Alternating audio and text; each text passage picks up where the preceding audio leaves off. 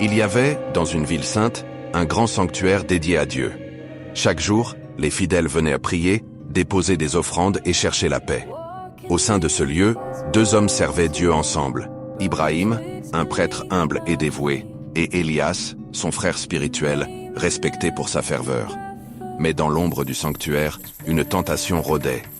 Dans une pièce cachée, de l'or était conservé pour l'entretien du temple et l'aide aux pauvres.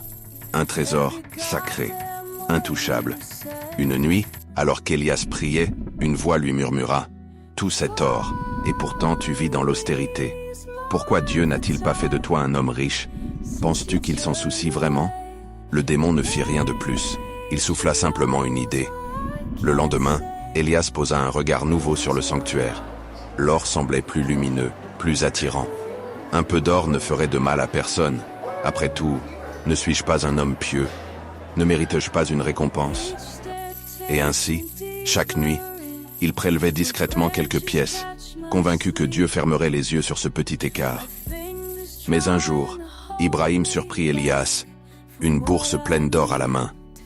Il le regarda avec tristesse et murmura « Frère, que fais-tu » Pris sur le fait, Elias sentit la peur l'envahir. S'il avouait, il serait humilié. Alors, son cœur fit un choix terrible. Il cria aux autres prêtres que c'était Ibrahim qui volait depuis tout ce temps. Les prêtres, choqués, firent fouiller la cellule d'Ibrahim et y trouvèrent une bourse remplie d'or. Car Elias, dans sa perfidie, avait caché une partie de son vol chez lui. Ibrahim fut jeté hors du sanctuaire comme un imposteur, un traître. Son honneur, sa foi, tout lui fut arraché. Le soir même, alors qu'il errait dans la ville, il entendit un rire dans l'ombre. Le démon se tenait là, assis sur une pierre. Ibrahim, brisé, lui demanda « Pourquoi as-tu fait ça ?»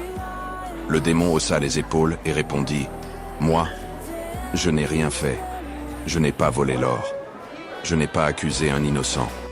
Je n'ai fait couvrir une porte, et c'est lui qui l'a franchie. » Et alors Ibrahim comprit. Ce n'est pas toujours l'ennemi extérieur qui nous détruit, mais celui qui dort en nous, prêt à s'éveiller au premier souffle du mal. Parfois, le diable n'a pas besoin d'attaquer de front. Il suffit qu'il chuchote à l'oreille d'un homme qui se croit vertueux, et ce dernier fera le reste.